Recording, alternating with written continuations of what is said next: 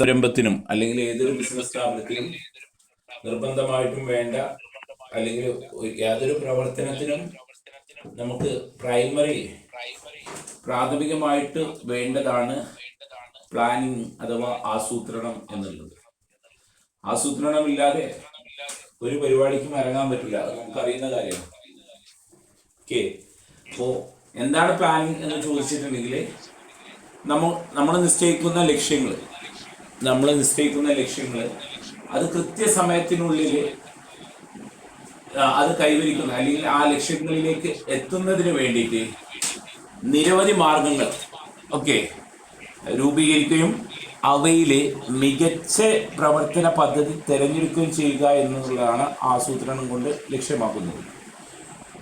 നമുക്ക് ലക്ഷ്യം നമ്മുടെ ബിസിനസ്സിനെ ഒരു 100 കോടി പ്രോഫിറ്റിലേക്ക് എത്തിക്കുക എന്നുള്ളതാണ് നമ്മുടെ പ്ലാനിങ്. അപ്പോൾ ആ ലക്ഷ്യം കൈവരിക്കുന്നതിന് വിവിധ റൂട്ടുകളുണ്ടാവും. Plan A, plan B, plan C. Plan A, plan B, plan C, അപ്പോൾ ബി സി. അപ്പോൾ ഇതിൽ ഏറ്റവും മികച്ച പ്ലാനിങ് ഏതാ, അത് തിരഞ്ഞെടുക്കുന്നതാണ് പ്ലാനിങ് കൊണ്ട് ഉദ്ദേശിക്കുന്നത്. ആ ലക്ഷ്യം കൈവരിക്കുന്നതിന് വേണ്ടിയിട്ട് ഏറ്റവും മികച്ച പ്രവർത്തന പദ്ധതി ഏതാണ് എന്ന് തിരഞ്ഞെടുക്കുന്നതിനെയാണ് നമ്മുടെ പ്ലാനിങ് എന്നുകൊണ്ട് ഉദ്ദേശിക്കുന്നത്. അപ്പോൾ എന്താണ് പ്ലാനിങ് എന്നുള്ളത് ഓർത്തു വെക്കുക. ലക്ഷ്യങ്ങൾ സമയബന്ധിതമായിട്ടുള്ള ടൈം ലിമിറ്റ് ഉണ്ടാവും. അത് നേടിയെടുക്കുന്നതിന് വേണ്ടിയിട്ട് നിരവധി മാർഗങ്ങൾ രൂപീകരിക്കുകയും അവയിലെ ഏറ്റവും മികച്ച പ്രവർത്തന പദ്ധതിയെ തിരഞ്ഞെടുക്കുകയും ചെയ്യുക എന്നതാണ് പ്ലാനിങ് എന്നതുകൊണ്ട് ആസൂത്രണം ചെയ്യുക. ദെൻ ഇമ്പോർട്ടൻസ് ഓഫ് പ്ലാനിങ് ചോദിക്കും. ഒരു 3 മാർക്കിനൊക്കെ ആയിരിക്കും ചോദിക്കുക, 3 മാർക്കിനൊക്കെ ആസൂത്രണത്തിൻ്റെ പ്രാധാന്യം എന്തൊക്കെ എന്നുള്ളത് ഒരു ഇമ്പോർട്ടൻ്റ് ആണ്. ഇമ്പോർട്ടൻസ് ഓഫ് പ്ലാനിങ്, അതുപോലെ തന്നെ ഫീച്ചേഴ്സ് ഓഫ് പ്ലാനിങ് ഒക്കെ ഇതിൽ ചോദ്യം വരാൻ ചാൻസ് ഉള്ളതാണ്. അപ്പോൾ ആസൂത്രണത്തിൻ്റെ പ്രാധാന്യം എന്നുള്ളത് ആസൂത്രണം ഒരു ദിശാബോധം. ഒരു പ്ലാനിങ് ഉണ്ടെങ്കിൽ എങ്ങനെ പോകണം, അല്ലേ, എപ്പോൾ അത് പൂർത്തീകരിക്കണം എന്നുള്ളതിനെക്കുറിച്ച് കൃത്യമായിട്ടുള്ള ഡയറക്ഷൻസ് നമുക്ക് പറയാം. ദിശാബോധം നൽകുന്നതാണ് ആസൂത്രണം എന്നുള്ളത്. ആസൂത്രണം അനിശ്ചിതത്വം എന്ന നഷ്ടസാധ്യത ലഘൂകരിക്കുന്നു. ഒരു കാര്യം മുന്നോട്ട് വെച്ചു, നമ്മൾ ടൈമും നമ്മുടെ ഫണ്ടൊക്കെ ഇൻവെസ്റ്റ് ചെയ്തു, പിന്നീട് ആ പദ്ധതി ഉപേക്ഷിക്കേണ്ടി വരില്ല. കാരണം അത് കൃത്യമായിട്ട് നമ്മൾ പ്ലാൻ ചെയ്തിട്ടുള്ള പദ്ധതികളൊക്കെ കൃത്യമായിട്ട് നടപ്പാക്കാൻ വേണ്ട പദ്ധതികളും കാര്യങ്ങളൊക്കെ നമ്മൾ ആസൂത്രണം ചെയ്യും. ഒരു ലക്ഷ്യം നേടാൻ വേണ്ടിയിട്ട് നമ്മൾ വിവിധ പദ്ധതികൾ നമ്മൾ രൂപീകരിക്കും. ആ പദ്ധതികൾ പ്ലാൻ ചെയ്തിട്ടുണ്ടെങ്കിൽ അതൊരു അനിശ്ചിതത്വം ഉണ്ടാവില്ല. അത് എങ്ങനെ പോകണം, എങ്ങനെ പോയാലാണ് ഏറ്റവും മികച്ചത് എന്നുള്ള ഒന്നും ഒരു ദിശാബോധം കിട്ടാതെ മുടങ്ങിക്കിടക്കൂല. അപ്പോൾ ആസൂത്രണം അനിശ്ചിതത്വം എന്ന നഷ്ടസാധ്യതയെ ലഘൂകരിക്കുന്നു. ദെൻ ആസൂത്രണം ആവശ്യമായിട്ടുള്ള പ്രവർത്തികൾ ആവർത്തിക്കാനും അനാവശ്യമായിട്ടുള്ള പ്രവർത്തനത്തെ കുറക്കാനും വേണ്ടിയിട്ട് സഹായിക്കുന്നു എന്നുള്ളതാണ്. അപ്പോൾ വേണ്ട കാര്യങ്ങൾ മാത്രം ചെയ്യുക. പ്ലാനിങ്ങിൽ അങ്ങനെയാണ്. എന്താണ് വേണ്ടത്? ദെൻ ഇല്ല, ഇപ്പോൾ തുടങ്ങിയിട്ടുള്ളൂ, ഒരു 5 മിനിറ്റ് ബിസിനസ്. അതെ, ഫസ്റ്റത്തെ പോയിന്റ് പറയുന്നത് ആസൂത്രണത്തിന് പ്രാധാന്യം മാത്രമാണ് പറഞ്ഞു തുടങ്ങിയിട്ടുള്ളൂ. ആസൂത്രണം ദിശാബോധം നൽകുന്നു. ആസൂത്രണം അനിശ്ചിതത്വം. ഒരു പദ്ധതി നമ്മൾ മുൻകൂട്ടി നിശ്ചയിച്ചിട്ടുണ്ടെങ്കിൽ വിത്ത് പ്ലാനിങ് ഉണ്ടെങ്കിൽ അതിന് അനിശ്ചിതത്വം ഉണ്ടാവില്ല. അത് നിശ്ചിതമായിട്ടുള്ള ഒരു ലക്ഷ്യത്തിലേക്ക് എത്തുക തന്നെ ചെയ്യും. ദെൻ ആസൂത്രണം ആവശ്യമായിട്ടുള്ള പ്രവർത്തികൾ, ആസൂത്രണം നമുക്കറിയാം നിശ്ചിതമായി ആവശ്യമുള്ള പ്രവർത്തനങ്ങൾ ആവർത്തിക്കുകയും അനാവശ്യമായിട്ടുള്ള പ്രവർത്തികളെ കുറക്കുകയും ചെയ്യുന്നു എന്നുള്ളതാണ്. ആസൂത്രണ നിയന്ത്രണത്തിലുള്ള നിലവാരം നിശ്ചയിക്കുന്നു. കൺട്രോളിങ്ങിനുള്ള ആ നിലവാരം നിശ്ചയിക്കുന്നു. ഇത് 3 മാർക്കിന് നിങ്ങൾ പ്രീവിയസ് ഇയർ ക്വസ്റ്റ്യൻ പേപ്പർ നോക്കിയിട്ടുണ്ടെങ്കിൽ നിങ്ങൾക്ക് കാണാൻ പറ്റും. ഈ ചോദ്യം ആസൂത്രണത്തിൻ്റെ പ്രാധാന്യം ചോദിച്ചിട്ടുണ്ട്, ഞാൻ ഫീച്ചേഴ്സും ചോദിച്ചിട്ടുണ്ട്. ഈ സവിശേഷതകൾ നോക്കുകയാണെങ്കിൽ നിങ്ങൾക്ക് നോക്കാം. ആസൂത്രണത്തിൻ്റെ സവിശേഷത എന്ന് പറഞ്ഞാൽ ആസൂത്രണം ഉണ്ടെങ്കിൽ നമ്മൾ ലക്ഷ്യം നേടുന്നതിന് വേണ്ടിയിട്ട് ശ്രദ്ധ കേന്ദ്രീകരിക്കുന്നു. നമ്മൾ വിത്തൗട്ട് ഒരു പ്ലാനിങ്, നമ്മളൊരു യാത്ര പോവാണ് വിത്തൗട്ട് ഒരു പ്ലാനിങ് ആണെങ്കിൽ നമ്മൾ ഏതോ ഒരു സമയത്ത് എപ്പോഴോ എത്തുക എന്നുള്ളത്, അതിന് കുറേ പണച്ചെലവും മറ്റൊക്കെ വേണ്ടി വരും. അതേസമയത്ത് കൃത്യ പ്ലാനിങ്ങോട് കൂടി നമ്മൾ ഇന്ന സ്ഥലത്തേക്ക് പോകണം, ഇന്ന സമയത്ത് എത്തണം, ഇത്ര രൂപ അതിന് ചിലവാകുമെന്നുള്ള ഒരു പ്ലാനിങ് ഉണ്ടെങ്കിൽ അതെന്ത് ചെയ്യും, അത് ആ ലക്ഷ്യത്തിലേക്ക് എത്തുന്നതിന് വേണ്ടിയിട്ടുള്ള ശ്രദ്ധ കേന്ദ്രീകരിക്കും എന്നുള്ളത്. ദെൻ ആസൂത്രണം എന്നുള്ളത്, പ്ലാനിങ് എന്നുള്ളത് മാനേജ്മെൻറ്റിൻ്റെ ആദ്യമായിട്ടുള്ള ധർമ്മമാണ് അല്ലേ, ആദ്യമായിട്ടുള്ള നമ്മൾ പറയും ആദ്യമായിട്ടുള്ള ഇതിൽ ഏറ്റവും പ്രൈമറി ആയിട്ടുള്ള ഒരു കാര്യമാണ്. മാനേജ്മെൻറ്റ് പ്രൈമറി ആയിട്ടുള്ള ഒരു ആക്ടിവിറ്റീസാണ് പ്ലാനിങ് എന്നുള്ളത്. ഇതൊരു കണ്ടിന്യൂസ് പ്രോസസ്സാണ്. ആസൂത്രണം ചെയ്തത് കൊണ്ട് മാത്രം എല്ലാം നടക്കുമെന്നില്ല, അതിനെ തുടർന്ന് വരുന്ന പ്രവർത്തനങ്ങളുണ്ട്. ഓക്കെ, ദെൻ 1 ലക്ഷം നേടിക്കഴിഞ്ഞ് പ്ലാനിങ് സ്റ്റോപ്പ് ചെയ്യുന്നില്ല, അപ്പോൾ അടുത്ത പ്ലാനിങ് വരുന്നു, അടുത്ത ലക്ഷ്യം നേടുന്നു, വീണ്ടും ഇതൊരു കണ്ടിന്യൂസ് ആയിട്ടൊരു പ്രോസസ്സായിട്ട് നടക്കുന്നു എന്നുള്ളതാണ് പറയുന്നത്. ദെൻ സർവ്വവ്യാപിയാണ്, യൂണിവേഴ്സലാണ്. ഇത് നമുക്ക് എല്ലായിടത്തും കാണാം. ബോത്ത് പബ്ലിക് സെക്ടർ, അതെ പൊതുമേഖലയിലും ഗവൺമെൻറ് മേഖലയിലും പ്ലാനിങ് ഉണ്ട്. പ്ലാനിങ് കമ്മീഷനൊക്കെ നമ്മൾ പഠിച്ചിട്ടുണ്ട്. ദെൻ പ്രൈവറ്റിലും എന്തുണ്ട്, പ്ലാനിങ് ഉണ്ട്. ഇത് ഇന്ത്യയിൽ മാത്രം കാണുന്നതല്ല, എല്ലായിടത്തും ലോകത്തിൻ്റെ എല്ലായിടത്തും ഒരു ബിസിനസ് സംരംഭത്തിൽ അല്ലെങ്കിൽ 2-3 ആൾക്കാർ കൂടിച്ചേർന്ന് ഒരു കാര്യം തീരുമാനിക്കുമ്പോൾ ആസൂത്രണം കൂടിയേ തീരൂ എന്നുള്ളത്. ആസൂത്രണം എന്നുള്ളത് ഭാവിയെ സംബന്ധിച്ചിട്ടുള്ളതാണ്. ഇതൊരു 6 മാർക്കിനായിരിക്കും ചോദ്യം വരിക. അപ്പോൾ പോയിന്റ്സ് എഴുതി വെച്ചാൽ ഇതാണ് നമ്മുടെ പ്ലാനിങ് എന്നുള്ള പാഠത്തിൻ്റെ ആണ്. ഓക്കെ, നാലാമത്തെ പാഠമാണ് കേട്ടോ. Okay, okay. ആസൂത്രണം ഭാവിയെ സംബന്ധിച്ചിട്ടുള്ള ഇത് എക്സ്പ്ലെയിൻ ചെയ്തിട്ട് ടെക്സ്റ്റിലുണ്ട്, അത് നിങ്ങൾ ജസ്റ്റ് ഒന്ന് വായിച്ചാൽ മതി. ഇതൊന്നും എക്സ്പ്ലെയിൻ ചെയ്യേണ്ട ആവശ്യമില്ല, നിങ്ങൾക്ക് എഴുതാൻ പറ്റുന്നതിനാണ്. ആസൂത്രണം ഭാവിയെ സംബന്ധിച്ച് നമുക്കറിയാം, ഭാവിയിൽ എങ്ങനെ എത്ര സമയം കൊണ്ട് ഭാവിയിൽ എന്ത് നേടണം എന്നുള്ളതാണ് നമ്മൾ പ്ലാനിങ് കൊണ്ട് ഉദ്ദേശിക്കുന്നത്. ദെൻ ആസൂത്രണങ്ങൾ തീരുമാനം എടുക്കുന്നതിന് ഉൾപ്പെടുന്നു. ഓക്കെ, ഏത് തീരുമാനം എപ്പോൾ എടുക്കണം എന്നുള്ളതൊക്കെ പ്ലാനിങ്ങിൽ നമ്മളുണ്ടാവും. ആസൂത്രണം ഒരു മെൻ്റൽ എക്സസൈസാണ്, അഥവാ മാനസികമായിട്ടുള്ള വ്യായാമമാണ് എന്നുള്ളത്. ഈ ഒരു 6 പോയിന്റെങ്കിലും എഴുതി 6 മാർക്കിനാണെങ്കിൽ അല്ലെങ്കിൽ 5 മാർക്കിനാണെങ്കിൽ 5 പോയിന്റ്സ് എങ്കിലും നിങ്ങൾ എന്ത് എഴുതി നോക്കുക. ഓക്കെ, അപ്പോൾ ഇതും ചോദിക്കും ആസൂത്രണത്തിൻ്റെ സവിശേഷതകൾ. ഓക്കെ, അപ്പോൾ ഇമ്പോർട്ടൻസ് ഓഫ് പ്ലാനിങ്ങും ഫീച്ചേഴ്സ് ഓഫ് പ്ലാനിങ്ങും. ദെൻ പ്ലാനിങ്ങിൻ്റെ ഒരു ലിമിറ്റേഷൻ ഉണ്ട്, ഇത് നോക്കാം. ഫീച്ചേഴ്സും ഇമ്പോർട്ടൻസാണ് സാധാരണഗതിയിൽ വരുന്നത്, ലിമിറ്റേഷനും നോക്കാം. ഒരു 3 മാർക്ക് ക്വസ്റ്റ്യനൊക്കെ ആയിരിക്കും ഇതിൽ നിന്ന് വരിക. പ്ലാനിങ്ങിൻ്റെ പരിമിതികൾ. ഓക്കെ, അയവില്ലാതെ ഒരു പ്ലാനിങ് ചെയ്തിട്ടുണ്ടെങ്കിൽ ഇത് സിമ്പിളായിട്ട് വായിക്കട്ടോ.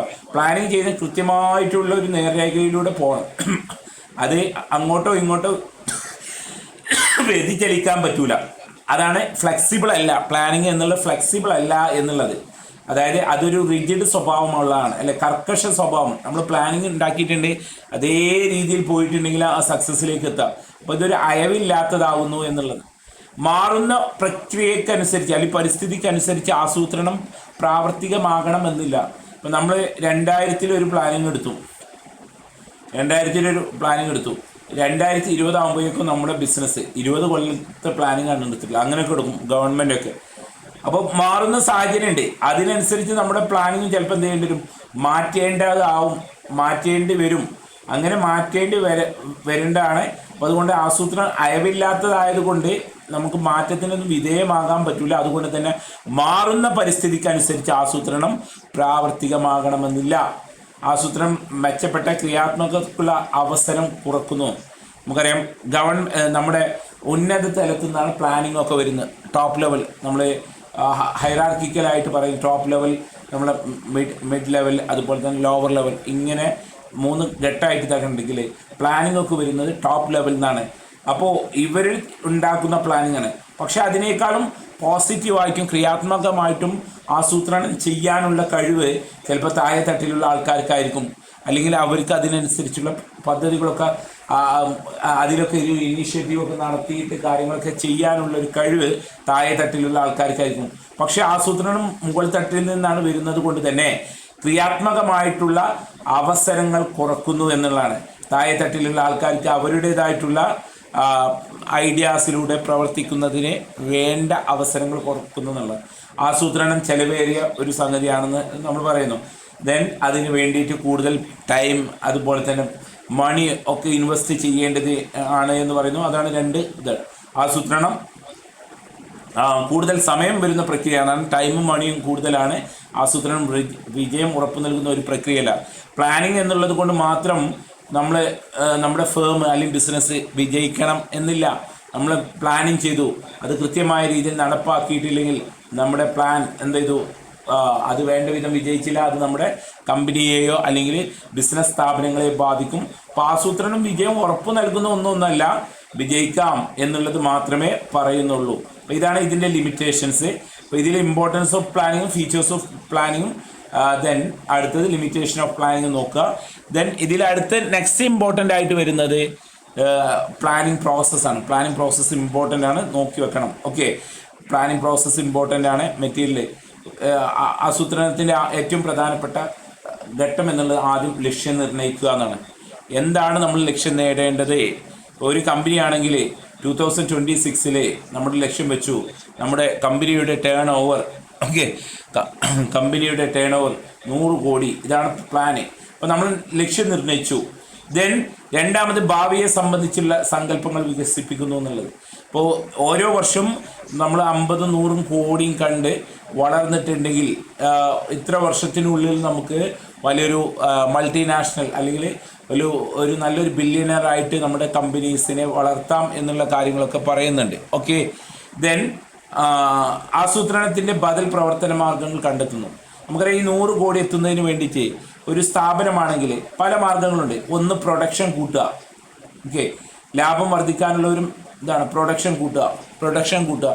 അല്ലെങ്കിൽ എന്ത് ചെയ്യുക, വില കൂട്ടുക. പ്രൊഡക്ഷൻ കൂട്ടാതെ എന്ത് ചെയ്യുക, പ്രൈസ് ഹൈക്ക് ചെയ്യുക. ദെൻ മൂന്നാമതൊരു ഓപ്ഷൻ പറയുന്നത് നമ്മൾ തൊഴിലാളികൾക്കൊക്കെ കൊടുക്കുന്ന ശമ്പളമൊക്കെ കുറക്കുക, തൊഴിലാളികൾ കൊണ്ട് കൂടുതൽ എന്ത് ചെയ്യുക, ജോലി എടുപ്പിക്കുക. അപ്പോൾ plan A, plan B, plan C ഉണ്ട്. അപ്പോൾ ഏത് ചെയ്താലാണ് നമ്മൾ ഏറ്റവും ബെറ്ററായിട്ട് നമുക്ക് ഈ 100 കോടിയിലേക്ക് എത്തുക എന്നുള്ളതാണ്. അപ്പോൾ ഇതാണ് ബദൽ പ്രവർത്തനങ്ങൾ. ആസൂത്രണം ബദൽ പ്രവർത്തന രീതികൾ വിലയിരുത്തുന്നു. ഒരു പ്രവർത്തനം പ്രൊഡക്ഷൻ എന്ത് ചെയ്യുക, കൂട്ടുക എന്നുള്ളതാണ്, ഇൻക്രീസ് ചെയ്യുക എന്നുള്ളതാണ്.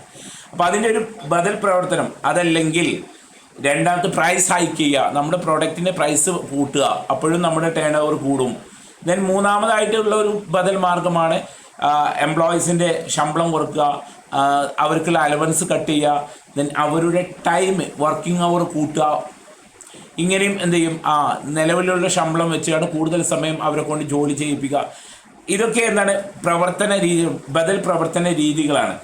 ഇത്തരത്തിലുള്ള ബദൽ പ്രവർത്തന രീതികൾ ഈ പ്ലാനിങ് പ്രോസസ്സിൽ വിലയിരുത്തും എന്നുള്ളതാണ് പറയുന്നത്.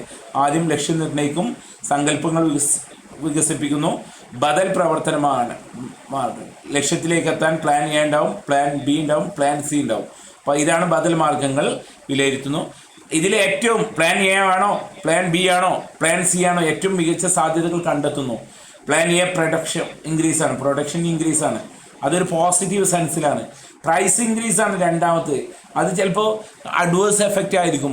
കാരണം നമ്മളെ പോലെ തന്നെ പ്രൊഡക്റ്റ് വിപണിയിലുണ്ടെങ്കിൽ, നമ്മളെപ്പോലെയുള്ള പ്രൊഡക്റ്റ് വിപണിയിലുണ്ടെങ്കിൽ ആൾക്കാർ നമ്മുടെ പ്രൊഡക്റ്റ് ഉപേക്ഷിച്ച് മറ്റു പ്രൊഡക്റ്റുകൾ വാങ്ങാൻ തയ്യാറാവും. അപ്പോൾ അത് റിസ്ക് എലമെൻറ്റ് കൂടുതലാണ്. ദെൻ എംപ്ലോയീസിൻ്റെ വർക്കിംഗ് അവർ കൂട്ടിയിട്ട് നിലവിലുള്ള ശമ്പളം അല്ലെങ്കിൽ ശമ്പളം കുറച്ചിട്ടോ ടേൺ ഓവർ കൂട്ടുക എന്നുള്ളത്, അത് എംപ്ലോയീസ് നമ്മളോട് തിരിയാനുള്ള. അപ്പോൾ ഇതിൽ ഏറ്റവും കൂടുതൽ എഫക്റ്റീവായിട്ട് ചെയ്യാൻ പറ്റുന്നത് അതാണ് മികച്ച സാധ്യതകൾ കണ്ടെത്തുന്നു എന്നുള്ളത്. ദെൻ ആസൂത്രണ നടപടികൾ പ്രയോഗത്തിൽ വരുന്നു. അപ്പോൾ ആദ്യം ലക്ഷ്യം അത് വികസിപ്പിക്കുന്നു, പ്രവർത്തന മാർഗങ്ങൾ കണ്ടെത്തുന്നു, മൂന്നാമത്തെ ഘട്ടം അതാണ്. നാലാമത്തെ പ്രവർത്തന രീതി വിലയിരുത്തുന്നു, മികച്ച സാധ്യതകൾ കണ്ടെത്തുന്നു, അത് നടപ്പിൽ വരുത്തുന്നതാണ് ആറാമത്തെ ഘട്ടം. ആസൂത്രണ നടപടികൾ എന്ത് ചെയ്യുന്നു, പ്രയോഗത്തിൽ വരുത്തുന്നു, നിലവിൽ വരുത്തുന്നു. അതോടുകൂടി പ്ലാനിങ് കംപ്ലീറ്റ് ആവുന്നില്ല. നിലവിൽ വരുന്നതോടുകൂടി എന്ത് ചെയ്യുന്നില്ല, പ്ലാനിങ് കംപ്ലീറ്റ് ആവുന്നില്ല. അതിനെ എന്ത് ചെയ്യും, അനലൈസ് ചെയ്യും. പ്ലാനിങ് കംപ്ലീറ്റ് ആവണമെങ്കിൽ അതിന് കൃത്യമായിട്ട് വിലയിരുത്തുകയും നിരീക്ഷിക്കുകയും വേണമെന്നുള്ളത്. അപ്പോൾ ഈ 7 ഘട്ടങ്ങൾ ഈ ആസൂത്രണ പ്രക്രിയയുടെ പ്ലാനിങ് പ്രോസസ്സ് നിങ്ങൾ ഓർത്തു വെക്കേണ്ടതാണ്. ഒന്ന്, ലക്ഷ്യം നിർണ്ണയിക്കുക, വികസിപ്പിക്കുക, സങ്കല്പങ്ങൾ വികസിപ്പിക്കുക, എന്തൊക്കെയാണ് പ്ലാൻ ഓപ്ഷനുകൾ എന്ന് കണ്ടെത്തുക. ദെൻ അതിലെ ബദൽ മാർഗങ്ങൾ രീതികൾ വിലയിരുത്തുന്നു. ദെൻ മികച്ച സാധ്യതകൾ കണ്ടെത്തുന്നു. ദെൻ പ്രയോഗത്തിൽ വരുത്തുന്നു. ദെൻ നിരീക്ഷിക്കുകയും അത് വിലയിരുത്തുന്നു.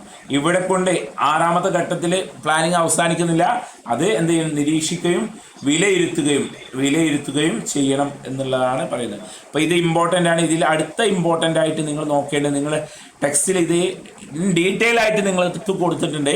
അപ്പോൾ അത് നോക്കാം, ഒരു തവണ അത് വായിച്ചു നോക്കാം. ഇതൊക്കെ എന്ന് പറഞ്ഞാൽ ബിസിനസ് എന്നൊക്കെ പറഞ്ഞാൽ നമുക്ക് എഴുതാൻ പറ്റുന്നതാണ്. കുറച്ചൊരു ത്രെഡ് നമ്മുടെ കയ്യിലുണ്ടെങ്കിൽ, ഒരു പൊടിക്ക് നമ്മുടെ കയ്യിലുണ്ടെങ്കിൽ ഇതൊക്കെ നമുക്ക് എഴുതാൻ പറ്റുന്നതാണ് okay. Then types of planning. ഇതിൽ എസ് എ ടൈപ്പ് ക്വസ്റ്റ്യൻ വരുന്നത്, ഓക്കെ, എസ് എ ടൈപ്പ് വരുന്ന ചോദ്യമാണിത്. Types of planning. പ്ലാനിങ് വിവിധ തരത്തിലുണ്ട്. ഒന്ന്, ഒറ്റത്തവണ ഉപയോഗിക്കുന്ന പദ്ധതികൾ. പിന്നെ സ്റ്റാൻഡിങ്, അതായത് ചിരസ്ഥായിയായിട്ട് ഒരു നിശ്ചിത കാലത്തിനകത്ത് തുടർച്ചയായിട്ട് വേണ്ട പ്രവർത്തനങ്ങൾക്ക് വേണ്ടത്. ഓക്കെ. ദെൻ ഈ രണ്ട് പ്ലാനിങ്ങുകളാണ് നമുക്ക് പഠിക്കാനുള്ളത്. ആവർത്തന സാധ്യതയില്ലാത്ത ഒറ്റത്തവണ ഉപയോഗിക്കുന്ന പദ്ധതികൾ. ഒരു ലക്ഷ്യം നേടുന്നതിന് വേണ്ടിയിട്ട്, ആ ലക്ഷ്യം നേടിക്കഴിഞ്ഞാൽ ആ പ്ലാനിങ് കഴിഞ്ഞു. ഇതിനെയാണ് ഒറ്റത്തവണ സിംഗിൾ യൂസ് പ്ലാനിങ് എന്ന് പറയുന്നത്. ആവർത്തന സാധ്യതയില്ല, റിപ്പീറ്റ് ഇല്ല, ഒറ്റത്തവണയായിട്ട് അത് ഉപയോഗിക്കുന്ന രീതിയാണ് എന്നുള്ളത്. നമ്മൾ ആ ഒരു ലക്ഷ്യം എത്തുകയോടുകൂടി ആ പ്ലാനിങ് ഉപേക്ഷിക്കുന്നതാണ്. പിന്നെ ചിരസ്ഥായി ആയിട്ടുള്ള ഒരു നിശ്ചിത കാലത്തിന് വേണ്ട തുടർ പ്രവർത്തനങ്ങൾക്ക് ഉപയോഗിക്കുന്ന ചിരസ്ഥായി ആയിട്ടുള്ള പദ്ധതികളാണ് എന്നുള്ളത്. ഇപ്പോൾ നമ്മുടെ കമ്പനി എങ്ങനെയാണ് 150-ലധികം രാജ്യങ്ങളിൽ പടർന്നു പന്തലിക്കണം എന്നുള്ളതാണ് നമ്മുടെ സ്റ്റാൻഡിങ് പ്ലാനെങ്കിൽ അതിന് വേണ്ടിയിട്ട് ഇപ്പോൾ നമ്മൾ ആദ്യത്തെ ഒരു ലക്ഷ്യം ഇടുന്നു. നമ്മുടെ ഇന്ത്യയിലെ എല്ലാ സംസ്ഥാനങ്ങളിലും നമ്മുടെ ഫസ്റ്റത്തെ പ്ലാനിങ് ആണ് ഇന്ത്യയിൽ ഇത് വ്യാപിക്കുക എന്നുള്ളത്. ഇന്ത്യയിൽ വ്യാപിക്കുക എന്നുള്ളത് ഇതിലേക്കുള്ള ഒറ്റത്തവണ പദ്ധതിയാണ്. ഇത് ഇന്ത്യയിൽ വ്യാപിച്ചതോടുകൂടി ഇന്ത്യയിലെ പ്രവർത്തനം കഴിഞ്ഞു. ദെൻ നെക്സ്റ്റ് അടുത്ത ഏരിയയിലേക്ക് ഫോക്കസ് ചെയ്യുന്നു. അപ്പോൾ ഇത്തരത്തിലുള്ള കണ്ടിന്യൂസ് ആയിട്ടുള്ള പ്ലാനിങ്ങുകളായിരിക്കും. ചിരസ്ഥായി ആയിട്ടുള്ള പദ്ധതികൾ ഉണ്ടാവും. ആ വലിയ ലക്ഷ്യം നേടുന്നതിന് ചെറിയ ചെറിയ ചെറിയ ലക്ഷ്യങ്ങൾ, ഉപലക്ഷ്യങ്ങളൊക്കെ ഉണ്ടാവും, സബ് പ്ലാനുകൾ ഉണ്ടാവും. അതാണ് ചിരസ്ഥായി ആയിട്ടുള്ള പദ്ധതികളായിട്ട് വരുന്നത്. ഒരു നിശ്ചിത കാലത്ത് തുടർച്ചയായി വേണ്ട പ്രവർത്തനങ്ങൾക്കായി ഉപയോഗിക്കുന്ന ചിരസ്ഥായി പദ്ധതികൾ എന്നുള്ളത്. ദെൻ ലക്ഷ്യങ്ങൾ എന്ന് പറഞ്ഞാൽ എന്താണ്? വാട്ട് ഈസ് ഒബ്ജക്റ്റീവ് എന്ന് പറഞ്ഞിട്ടുണ്ട്. എന്താണ് ആഗ്രഹിക്കുന്നത്, അല്ലേ? ഒരു സ്ഥാപനം, ഒരു ബിസിനസ് ഫേം, ഒരു കമ്പനി എന്താണ് നേടാൻ ആഗ്രഹിക്കുന്നത്, അതിനെയാണ് ലക്ഷ്യം എന്ന് പറയുന്നത്. ഓക്കെ. അതായത് ലക്ഷ്യം എന്നുകൊണ്ട് മുൻകൂട്ടി നിശ്ചയിക്കപ്പെട്ടതാണ് ഇരിക്കണം ലക്ഷ്യം എന്നുള്ളത്. ഒബ്ജക്റ്റീവ്, ഒരു സ്ഥാപനത്തിൻ്റെ ഒബ്ജക്റ്റീവ് എന്ന് പറഞ്ഞാൽ ആ സ്ഥാപനം എന്ത് നേടാൻ വേണ്ടിയിട്ടാണ് ആഗ്രഹിക്കുന്നത്, അതിനെയാണ് നമ്മൾ ലക്ഷ്യം എന്ന് പറയുന്നത്. ഞാൻ സ്ട്രാറ്റജി വേറെ ഉണ്ട്. സ്ട്രാറ്റജി എന്ന് പറഞ്ഞാൽ ആ ലക്ഷ്യം നേടിയെടുക്കുന്നതിന് വേണ്ടിയിട്ട് വിവിധ തന്ത്രങ്ങൾ രൂപീകരിക്കാറുണ്ട്. ഓക്കെ. ഒരു ബിസിനസ് സ്ഥാപനം അതിന് നേരെയുള്ള വെല്ലുവിളികളെ നേരിടുന്ന ആസൂത്രണം ചെയ്യുന്ന മാർഗങ്ങളാണ് തന്ത്രങ്ങൾ എന്നുള്ളത്.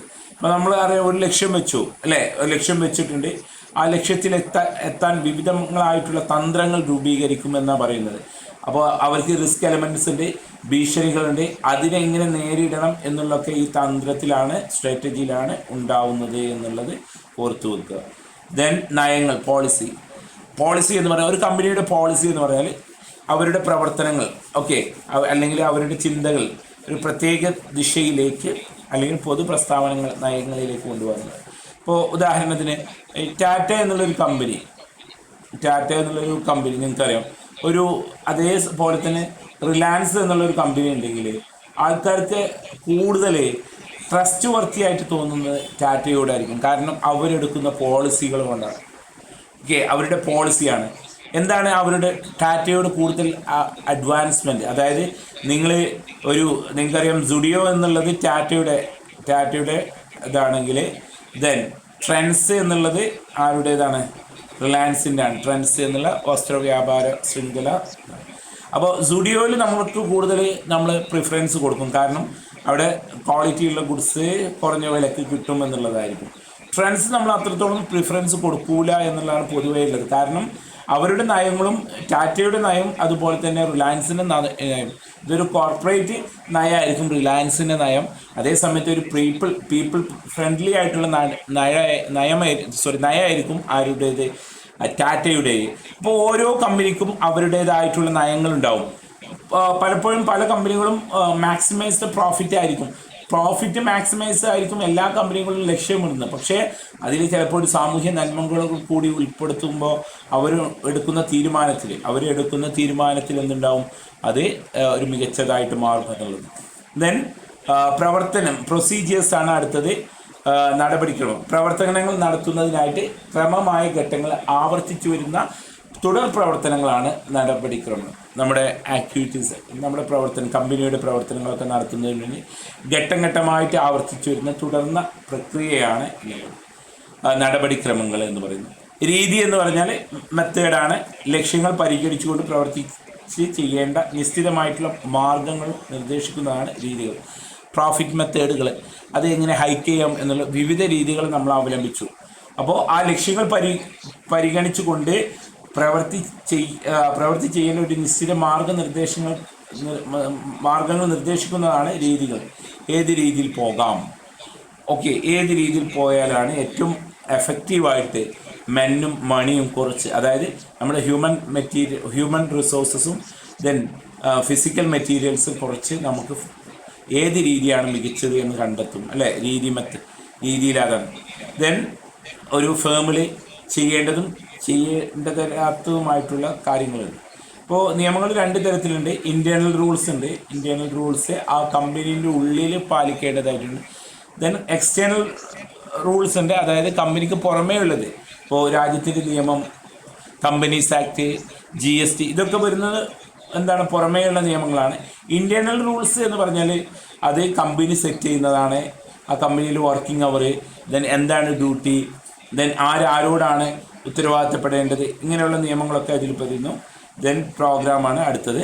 പ്രോഗ്രാം എന്നുള്ളത് ഈ പദ്ധതിയെ സംബന്ധിച്ചുള്ള ലക്ഷ്യങ്ങൾ, നയങ്ങൾ, അതുപോലെ തന്നെ നടപടികൾ, നിയമങ്ങൾ, ഇത് നടപ്പാക്കാൻ വേണ്ട മാനുഷിക ഭൗതിക വിഭവങ്ങൾക്ക് ആവശ്യമായിട്ടുള്ള ബജറ്റ് എന്നിവയെല്ലാം വ്യക്തമാക്കുന്ന ഒരു വിശദമായിട്ടുള്ള പദ്ധതികളാണ് പരിപാടികൾ എന്നുള്ളത്. പകരം ഓരോ ഷോർട്ട് ടേം ആയിട്ടും ലോങ് ടേം ആയിട്ടും ഓരോ കമ്പനിയിൽ വിവിധ പരിപാടികളുണ്ടാവും. ഓക്കെ, ലോങ് ടേം ആയിട്ടുള്ള പ്രോഗ്രാം ഉണ്ടാവും, ഷോർട്ട് ടേം ആയിട്ടുള്ള പ്രോഗ്രാം ഉണ്ടാവും. അപ്പോൾ അതിൻ്റെ സംബന്ധിച്ച ലക്ഷ്യങ്ങൾ, ഒരു പദ്ധതിയെക്കുറിച്ചുള്ള ലക്ഷ്യങ്ങൾ, അതിൻ്റെ നയങ്ങൾ, നടപടിക്രമങ്ങൾ, നിയമങ്ങൾ, അത് നടപ്പാക്കാൻ വേണ്ട മാനുഷിക, ഇതാണ് മെൻ ആൻഡ് ഫിസിക്കൽ മെറ്റീരിയൽ ആയിട്ട് പറയുന്നത്. അതിന് വേണ്ട ബജറ്റിങ്, എത്ര ഫണ്ട് അലോക്കേറ്റ് ചെയ്യണം എന്നിവയെല്ലാം വ്യക്തമാക്കുന്ന വിശദമായിട്ടുള്ള പ്രസ്താവനയാണ് പ്രോഗ്രാമിംഗ് എന്നുള്ളതുകൊണ്ട് പറയുന്നത്. ബജറ്റ് എന്ന് പറഞ്ഞാൽ കൂടുതൽ വിശദീകരിക്കേണ്ട ആവശ്യമില്ല. നമ്മുടെ ഒരു പദ്ധതി ആസൂത്രണം ചെയ്തിട്ടുണ്ടെങ്കിൽ അതിലേക്ക് നമ്മൾ ഫണ്ട് അലോക്കേറ്റ് ചെയ്യും ആ പദ്ധതി നടപ്പിൽ വരുത്തുന്നതിന് വേണ്ടിയിട്ട്.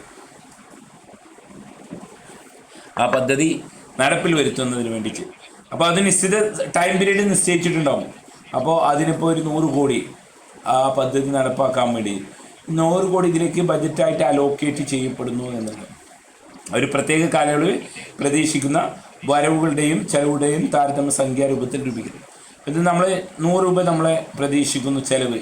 ഞാൻ അതുകൊണ്ട് എത്രയാണ് നമുക്ക് വരുന്ന വരുമാനം എത്രയാണ് എന്നുള്ളതും നമ്മൾ ഈ ബജറ്റിങ്ങിലൂടെ നമ്മൾ കണ്ടെത്തും എന്നുള്ളതാണ്. അപ്പോൾ ഇതാണ് ഈ പാഠം. ഈ പാഠത്തിൽ നമ്മൾ മെയിനായിട്ട് പഠിച്ചത് ആസൂത്രണം എന്നുള്ളതാണ്. ആസൂത്രണത്തിൻ്റെ പ്രാധാന്യം ഇമ്പോർട്ടൻ്റ് ആണ്. ദെൻ സവിശേഷതകൾ ഇമ്പോർട്ടൻസ് ആണ്. ലിമിറ്റേഷൻ ഒന്ന് വായിച്ചു പോകണം. ദെൻ ലിമിറ്റേഷൻസ് 2 മാർക്കോ 3 മാർക്കിനോ ഏതെങ്കിലും ആസൂത്രണത്തിലെ 2 പോരായ്മകൾ എഴുതുക അല്ലെങ്കിൽ പരിമിതികൾ എഴുതുക എന്ന് ചോദിക്കും. ദെൻ പ്ലാനിങ് പ്രോസസ്സിനെ കുറിച്ച് ചോദിക്കും. ദെൻ പ്ലാനിങ് പ്രോസസ്സിൽ 7 ഘട്ടങ്ങൾ നിർബന്ധമായിട്ടും പഠിക്കുക. ഡിഫറെൻറ്റ് ടൈപ്പ് ഓഫ്, അതായത് 1 യൂസ് പ്ലാനും ദെൻ സ്റ്റാൻഡിങ് പ്ലാനിങ്, നിലനിൽക്കുന്ന പദ്ധതികളായിട്ട് പറയുന്നു. പിന്നെ ഈ കീവേഡ്സ്, എന്താണ് ലക്ഷ്യം, എന്താണ് തന്ത്രം, എന്താണ് നയങ്ങൾ, എന്താണ് നടപടിക്രമം, എന്താണ് രീതി, ഇത്തരത്തിലുള്ള ക്വസ്റ്റ്യൻസും ഇതിൽ ചോദിക്കാവുന്നതാണ്. ദെൻ നമുക്കൊരു ചാപ്റ്ററും കൂടി പോവാൻ പറ്റുമോ ഇല്ലയോ? എടുക്കാം. അപ്പോൾ അടുത്ത ചാപ്റ്ററും കൂടി നമുക്ക് നോക്കാം. പെട്ടെന്ന് നമുക്ക് സമയമില്ലല്ലോ, ഉച്ചയ്ക്ക് ശേഷം നമുക്ക് ഇതുപോലെ എടുത്താൽ പെട്ടെന്ന് തീരും. പിന്നെ 5ാമത്തെ ഓർഗനൈസിംഗ് ആണ്. ഓർഗനൈസിംഗ് എന്ന് പറഞ്ഞാൽ സംഘടന. പ്ലാനിങ് മാത്രം പോരാ. നമ്മൾ നേരത്തെ പ്ലാനിങ്ങാണ് പറഞ്ഞത്. ദെൻ ഓർഗനൈസിംഗ് ആണ്. ഓർഗനൈസിംഗ് എന്ന് പറഞ്ഞിട്ട് നമുക്കറിയാം സംഘടിപ്പിക്കുക എന്നുള്ളതാണ്. പ്ലാൻ ചെയ്ത് കൈയും കെട്ടി നോക്കിയിരുന്നാൽ ഒരിക്കലും ആ പദ്ധതി എന്ത് ചെയ്യൂല, അത് സക്സസ് ആവൂല. അപ്പോൾ ഉദ്ദിഷ്ട ലക്ഷ്യം നേടിയെടുക്കുന്നതിന് ജോലികളും പ്രവർത്തന ബന്ധങ്ങളും വ്യക്തമാക്കുകയും അതുപോലെ തന്നെ വിഭവങ്ങൾ, റിസോഴ്സസ് ഫലപ്രദമായിട്ട് വിന്യസിക്കുകയും ചെയ്യുന്ന പദ്ധതികൾ നടപ്പിലാക്കാൻ സഹായിക്കുന്ന ഒരു പ്രക്രിയയാണ് സംഘാടനം എന്നുള്ളത്. ഇപ്പോൾ സംഘാടനം എന്നുള്ളത് മനുഷ്യന്മാരെ മാത്രമല്ല, ഓക്കെ, ജോലികൾ മാത്രമല്ല നമ്മൾ സംഘടിപ്പിക്കുന്നത്. ദെൻ വിഭവങ്ങളുണ്ട്. മെൻ ആൻഡ് മെറ്റീരിയലിനെ ഇവരെയാണ് സംഘടിപ്പിക്കുന്നത്. ഓക്കെ, ജോലിക്കാരെ മാത്രമല്ല, നമുക്ക് പ്രൊഡക്റ്റായിട്ട് മാറ്റേണ്ടതായിട്ടുള്ള മെറ്റീരിയൽസിനെയും അതിൻ്റെയും എന്താണ് ഈ രണ്ടിൻ്റെയും സംഘാടനം ഉൾപ്പെടും സംഘാടനത്തിൽ എന്നുള്ളത് ഓർത്തു വെക്കുക. ഓർഗനൈസിങ്ങിൽ എന്നിരിക്കുന്നത് അപ്പോൾ നമ്മൾ നോക്കുക, ഈ ഓർഗനൈസിങ്ങിലെ ഒരു രണ്ടാമത്തെ സ്റ്റെപ്പാണ്, ഒരു മാനേജ്മെൻറ്റിൻ്റെ രണ്ടാമത്തെ സ്റ്റെപ്പാണ് ഓർഗനൈസിങ് എന്നുള്ളത്. ഇതിൽ നമ്മൾ പറയുന്നത് എഫക്റ്റീവായിട്ടുള്ള യൂസ് തന്നെ. എഫക്റ്റീവ്, രണ്ട് വാക്കുകൾ നിങ്ങൾ ഓർത്ത് കൊടുക്കണം, എഫക്റ്റീവായിട്ടും എഫിഷ്യൻ്റായിട്ടും അല്ലേ. എഫിഷ്യൻ്റായിട്ടും എന്ത് ചെയ്യാം, യൂസ് ചെയ്യാം. ഈ രണ്ട് മെന്നും മെറ്റീരിയൽസിനെയും എഫക്റ്റീവ് എന്നാൽ ശരിയായ രീതിയിൽ, ദെൻ എഫിഷ്യൻ്റ് എന്ന് പറഞ്ഞാൽ കാര്യക്ഷമമായിട്ട് ഉപയോഗപ്പെടുത്താം എന്നുള്ളതാണ് സംഘാടനം കൊണ്ട് ഉദ്ദേശിക്കുന്നത്. അതാണ് മെയിനായിട്ട് ഈ പാഠത്തിൽ പറയുന്നത്. അപ്പോൾ സംഘാടനം, ഓക്കെ, സ്റ്റെപ്സ് ഇൻ ഓർഗനൈസിങ് ഇതിൽ ഇമ്പോർട്ടൻ്റ് ആയിട്ടുള്ളത് അല്ലേ. പ്രവർത്തനങ്ങളെ തിരിച്ചറിയുന്നു, സംഘാടനത്തിൽ പ്രവൃത്തി തിരിച്ചറിയുന്നു, അത് വിഭജിച്ച് നൽകുന്നു. സംഘാടകനാണ് അത് ചെയ്യുന്നത്. ഒരേ സ്വഭാവമുള്ള ജോലികളെ വകുപ്പുകളായിട്ട് തരംതിരിക്കും. ഓരോരുത്തർക്കും ചുമതലകൾ എന്ത് ചെയ്യുന്നു, നിശ്ചയിച്ച് നൽകുന്നു. ജീവനക്കാർക്കിടയിലുള്ള അധികാര ബന്ധം സ്ഥാപിക്കുന്നു. ഇപ്പോൾ പ്രവൃത്തികൾ തിരിച്ചറിയുന്നു, ഓരോ വിഭാഗത്തിൻ്റെയും ജോലി നമ്മൾ വിഭജിച്ച് നൽകുന്നു. അപ്പോൾ മാർക്കറ്റിംഗ് ഉണ്ടാവും, HR ഉണ്ടാവും, ദെൻ പ്രൊഡക്ഷൻ ഉണ്ടാവും, ദെൻ നമ്മളെ പർച്ചേസിങ് ഉണ്ടാവും. ഇങ്ങനെ പല ഡിപ്പാർട്ട്മെൻറ്റുകളും ഉണ്ടാവും. അപ്പോൾ ഓരോരുത്തർക്കും ഓരോന്ന് എന്ത് ചെയ്യുന്നു, വിഭജിച്ച് നൽകുന്നു. ഇതിന് ഒരേ സ്വഭാവമുള്ള ജോലികളുടെ വകുപ്പുകൾ രൂപീകരിക്കുന്നു. ഇപ്പോൾ മാർക്കറ്റിംഗ്, ഓക്കെ, ഇതിൻ്റെ സ്വഭാവം, ഇതിൽ വർക്ക് ചെയ്യുന്ന ആൾക്കാരെ ഒരുമിച്ച് കൂട്ടുന്നു. ഓക്കെ, ആ ഒരു വകുപ്പ് ക്രിയേറ്റ് ചെയ്യുന്നു. അതിനൊരു ഹെഡിനെ നമ്മൾ ഉണ്ടാക്കുന്നു. നമ്മൾ ആ ഹെഡിനോടാണ് നമ്മൾ കാര്യം, ടോപ്പ് ലെവൽ മാനേജ്മെൻറ്റ് നമ്മൾ പറഞ്ഞിട്ടുണ്ട്, അയാളോടാണ് നമ്മൾ കമ്മ്യൂണിക്കേറ്റ് ചെയ്യുന്നത്, അയാളാണ് ബാക്കിയുള്ള തൊഴിലാളികളോട് ചെയ്യുന്നത്. ഇതനുസരിച്ച് സംഘാടനത്തിലുള്ള ചുമതലകൾ നിശ്ചയിച്ചു നൽകുന്നു. ഓരോരുത്തർക്കും ഇന്ന ഡ്യൂട്ടിയാണ് ചെയ്യേണ്ടത്. ഓക്കെ, മാർക്കറ്റിങ്ങിൻ്റെ ആൾക്കാർ ഒരിക്കലും പർച്ചേസിങ്ങിൽ ഇടപെടരുത്. മാർക്കറ്റിംഗ് എന്ന് പറഞ്ഞാൽ അവർ പ്രൊഡക്റ്റ് മാർക്കറ്റ് ചെയ്യില്ല നോക്കുന്നത്. പർച്ചേസിങ്ങിൻ്റെ ആൾക്കാർ HR, അതായത് ഹ്യൂമൻ റിസോഴ്സ്, ആൾക്കാർ റിക്രൂട്ട് ചെയ്യുന്നു, ആൾക്കാരുടെ ശമ്പളം, ആൾക്കാരുടെ അറ്റൻഡൻസ്, ഇതിൽ ഒന്നും HR ഹ്യൂമൻ റിസോഴ്സിൽ അതാക്കുക. അപ്പോൾ ഓരോ വിഭാഗത്തിനും ഓരോ ഡ്യൂട്ടീസ് ഉണ്ട്, അത് നിശ്ചയിച്ച് നൽകുക എന്നുള്ളതാണ് ഓർഗനൈസിങ്ങിൻ്റെ മൂന്നാമത്തെ ഘട്ടം. നാലാമത്തെ അധികാരബന്ധം, ആരോടാണ് റെസ്പോൺസിബിൾ ആവുന്നത്, ഇത് ഏറ്റവും ഇമ്പോർട്ടൻ്റ് ആണ്. ഒരു കമ്പനിയിൽ ആർക്കൊക്കെയാണ് ഉത്തരം നൽകേണ്ടത് എന്നുള്ളത് ഏറ്റവും ഇമ്പോർട്ടൻ്റ് ആയിട്ടുള്ള ഒരു കാര്യമാണ്. നമ്മൾ പറഞ്ഞു യൂണിറ്റി ഓഫ് കമാൻഡ് നമ്മൾ രണ്ടാമത്തെ ചാപ്റ്ററിൽ നമ്മൾ പഠിച്ചാണ്. അതായത് ഒരേ സമയത്ത് ഒന്നിലധികം ബോസുമാരെ ഒരു ആൾക്ക് ശ്രദ്ധിക്കേണ്ടി വന്നിട്ടുണ്ടെങ്കിൽ അയാളുടെ ഒരു പണിയും നടക്കില്ല എന്നുള്ളതാണ് പൊതുവെ പറയുന്ന തത്വമാണ്. യൂണിറ്റി ഓഫ് കമാൻഡ് ഉണ്ടായിരിക്കണം. അതുകൊണ്ട് ഒരാൾ ഒരു മേലധികാരിയുടെ മേൽ മാത്രം ഉത്തരങ്ങൾ നൽകാനും അയാളുടെ ആജ്ഞകൾ അനുസരിക്കാൻ മാത്രം ബാധ്യസ്ഥമായിട്ട് നിന്നാൽ മതി എന്നുള്ളതാണ്. അപ്പോൾ ഇതാണ് ജീവനക്കാർക്കിടയിലുള്ള ബന്ധം സ്ഥാപിക്കുന്നത്. അപ്പോൾ ഇതിൻ്റെ സ്റ്റെപ്പ് എന്ന് പറഞ്ഞാൽ വിഭജനമാണ് ഫസ്റ്റ്, പിന്നെ വകുപ്പുകളാണ്, വിഭജിച്ച് വകുപ്പുകൾ നൽകുന്നു, പിന്നെ ചുമതല റെസ്പോൺസിബിലിറ്റി നൽകുന്നു. ഇത് അധികാരബന്ധം, ആർക്കാണ് ഉത്തരം നൽകേണ്ടത് എന്നുള്ളതാണ് സംഘാടനത്തിൻ്റെ നാലാമത്തെ സ്റ്റെപ്പ്. ദെൻ ഇമ്പോർട്ടൻസ് ഓഫ് ഓർഗനൈസിങ്ങിൻ്റെ ഇമ്പോർട്ടൻസ് ഉണ്ട്, ഇത് നോക്കണം. ഓക്കെ, ഈ മെറ്റീരിയലുകളൊക്കെ ഇമ്പോർട്ടൻ്റ് ആയിട്ടുള്ള കാര്യങ്ങളാണ്. സംഘാടനം നമ്മൾ പറയും പ്ലാനിങ് മാത്രം പോരാ, അടുത്ത സ്റ്റെപ്പായിട്ടുള്ള സംഘാടനം വേണം അല്ലേ. ദെൻ വൈദഗ്ധ്യവൽക്കരണത്തിൻ്റെ മേന്മകൾ ലഭിക്കുന്നുണ്ട്. കൃത്യമായിട്ടുള്ള ഓർഗനൈസിങ് ഉണ്ടായിട്ടുണ്ട്. നമ്മൾ പറഞ്ഞു ഓരോ ജോലിക്കാരെയും ഡിഫറെൻ്റ് ആയിട്ടുള്ള അവരുടെ ജോലിയിൽ മാത്രം എന്ത് ചെയ്യാം, അവരെ ഒരു സംഘടിപ്പിക്കുക, അല്ലെങ്കിൽ അവരെ ഒരു കൂട്ടായ്മ രൂപപ്പെടുത്തുക, അല്ലെങ്കിൽ അവരെ ഒരു സംഘങ്ങളാക്കുക എന്നത്. അപ്പോൾ ആ ആൾക്കാരിൽ അതിന് വൈദഗ്ധ്യം നേടിയിട്ടുള്ള ഒരാളെ അതിൻ്റെ ഹെഡാക്കി മാറ്റുന്നു. അവർക്ക് വേണ്ട നിർദ്ദേശങ്ങളും മറ്റുമൊക്കെ കൊടുക്കുന്നത് ആ വൈദഗ്ധ്യം നേടിയിട്ടുള്ള, മാർക്കറ്റിങ്ങിൻ്റെ ഹെഡായിട്ട് വരുന്നത് മാർക്കറ്റിങ്ങിൽ കഴിവ് തെളിയിച്ചിട്ടുള്ള ഒരാളായിരിക്കും. അപ്പോൾ മാർക്കറ്റിങ്ങിലെ സാധാരണ ജോലിക്കാർക്ക് അദ്ദേഹം കൊടുക്കുന്ന ട്രെയിനിങ്, വർക്കിനിടയിൽ കൊടുക്കുന്ന ട്രെയിനിങ്ങുകളും മറ്റുമൊക്കെ ഉണ്ടാവും. അത് അവർക്ക് എന്ത് ചെയ്യണം, വൈദഗ്ധ്യവൽക്കരണം, അവരുടെ സ്കില്ല് വർദ്ധിക്കാൻ സഹായമാകുന്നു എന്നുള്ളത്. ഞാൻ തൊഴിൽ പഠനങ്ങൾക്ക് വ്യക്തത ഉണ്ടാവും. എന്താണ് ഡ്യൂട്ടി, എന്താണ് റെസ്പോൺസിബിലിറ്റി എന്നുള്ളത് ഓർഗനൈസിങ്ങിലാണ് വരുന്നത്. എന്താണ് ഡ്യൂട്ടി, ഒരു വർക്കറിന്റെ ഡ്യൂട്ടി എന്താണ്, ഓക്കെ, എന്താണ് അയാളുടെ റെസ്പോൺസിബിലിറ്റി എന്താണ് എന്നുള്ളത് കോർഡിനേഷനിലൂടെയാണ് വരുന്നത്. ദെൻ വിഭവങ്ങളുടെ ഏറ്റവും കാര്യക്ഷമമായിട്ടുള്ള ഉപയോഗം സ്ഥാപിക്കുന്നു. റിസോഴ്സസ് ആണ്, ഈ ജോലിക്കാരെ മാത്രമല്ല നമ്മൾ എഫക്റ്റീവായിട്ട് എഫിഷ്യൻ്റ് ആയിട്ട് യൂസ് ചെയ്യുന്നത്. ദെൻ റിസോഴ്സ്, അപ്പോൾ നമുക്കറിയാം കൃത്യമായിട്ടുള്ള കോർഡിനേഷൻ ഇല്ലാതെ ഒരു സാധനം ഉണ്ടാക്കുന്നതിന് വേണ്ടിയിട്ട് 150 രൂപ ചെലവുണ്ടായിരുന്നു വിത്തൗട്ട് കോർഡിനേഷൻ. കോർഡിനേഷൻ വന്നതോടുകൂടി അത് 80 രൂപക്ക് അത് ചെയ്യാൻ ആ സാധനം ഉൽപ്പാദിപ്പിക്കാൻ കഴിഞ്ഞത് നമ്മുടെ കയ്യിൽ എഫക്റ്റീവ് ആയിട്ടുള്ള കോർഡിനേഷനാണ്. 70 രൂപ നമുക്ക് ലാഭമായിട്ട് കിട്ടിയിട്ടുണ്ട്. 70 രൂപ ലാഭമായിട്ട് കിട്ടിയിട്ടുണ്ട്. ദെൻ പരിസ്ഥിതിയിൽ നിന്നുണ്ടാകുന്ന മാറ്റങ്ങൾ പൊരുത്തപ്പെടുന്നു. പരിസ്ഥിതിയിൽ ഉണ്ടാകുന്ന മാറ്റങ്ങൾ, നമ്മുടെ ചുറ്റുപാടിൽ നിന്നുള്ള മാറ്റങ്ങൾ. നമ്മൾ പറയും ബിസിനസ് എൻവയോൺമെന്റിന്റെ 5 ഘടകങ്ങൾ കഴിഞ്ഞ ക്ലാസ്സിൽ പഠിച്ചിട്ടുണ്ട്. പൊളിറ്റിക്കൽ ആയിട്ടുള്ളതും, എക്കണോമിക്കൽ ആയിട്ടുള്ളതും, സോഷ്യൽ ആയിട്ടുള്ളതും, ലീഗൽ ആയിട്ടുള്ളതും ഒക്കെ ഇത്തരത്തിലുള്ള 5ഓളം കാര്യങ്ങൾ നമ്മൾ പഠിച്ചിട്ടുണ്ട്. ഈ 5ഓളം കാര്യങ്ങൾ ഇതൊക്കെ ഈ പരിസ്ഥിതിയിൽ ഉണ്ടാകുന്ന മാറ്റങ്ങളൊക്കെ പൊരുത്തപ്പെടുന്നു എന്നുള്ളതാണ് പറയപ്പെടുന്നത്. ഉദ്യോഗസ്ഥർക്ക് സ്വയം വികസിക്കാനുള്ള അവസരം ലഭിക്കുന്നു. അവരെ കോർഡിനേഷൻ ചെയ്യുന്നു, അവർക്ക് വേണ്ട സ്കില്ല് ലഭിക്കുന്നതിന് വേണ്ടിയിട്ടുള്ള ട്രെയിനിങ് മറ്റുള്ള ഇതൊക്കെ ചെയ്യുന്നു.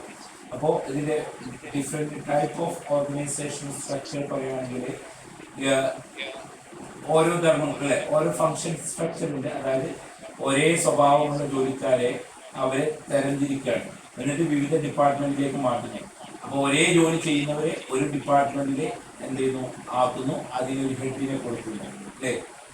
ഏകോപനത്തിനായിട്ട് ഒരു തലവൻ നിശ്ചയിക്കുന്നു ചെയ്യുന്നു എന്നതാണ് ഇതിന്റെ 1ാമത്തെ ഓർഗനൈസേഷൻ. അപ്പോൾ എന്താണ് ജോലി ചെയ്യുന്നത്, ആ ജോലിക്ക് അടിസ്ഥാനമാക്കിയുള്ള ഒരു ഘടനയാണ് 1ാമത്തെ ഓർഗനൈസേഷൻ സ്ട്രക്ചർ എന്ന് പറയുന്നത്. ഒരേ സ്വഭാവം ജോലിയുള്ള ആൾക്കാരെ ഒരുമിച്ച് കൂട്ടുകയും അതിനൊരു തലവനെ നിശ്ചയിക്കുകയും ചെയ്യുന്നതാണ് ധർമ്മങ്ങൾ ധർമ്മങ്ങൾ ചെയ്യുന്ന കാര്യങ്ങൾ അടിസ്ഥാനമാക്കിയുള്ള ഘടന എന്ന് പറയുന്നത്. 2 വിഭാഗങ്ങളുടെ അടിസ്ഥാനത്തിലുള്ള ഡിവിഷൻ സ്ട്രക്ചർ. ഇവിടെ ഉൽപ്പന്നങ്ങൾ ഒരേ ഡിവിഷനുകളായി ചേർന്നിരിക്കുന്നു. ഓരോ ഡിവിഷനും പ്രൊഡക്ഷൻ, സെയിൽസ്, ഫിനാൻസ് എന്നിങ്ങനെ ഡിപ്പാർട്ട്മെന്റുകളായിട്ട് മാറി. ഓക്കെ, ഇപ്പോ ഇവിടെ ഉൽപ്പന്നങ്ങളാണ്. ഓക്കെ, ആദ്യം ഒരേ തരം ജോലി ചെയ്യുന്ന ആൾക്കാരാണ് പറയുന്നെങ്കിൽ ഇവിടെ എന്താണ് ഉൽപ്പന്നങ്ങളുടെ കാര്യത്തിലാണ് പറയുന്നത്, തരംതിരിക്കുകയും ചെയ്യുന്നു. ആ തരംതിരിവിനെ ഇതേപോലെ ഒരു വിവിധ ഡിപ്പാർട്ട്മെന്റുകളാക്കി മാറ്റുകയും ചെയ്തു.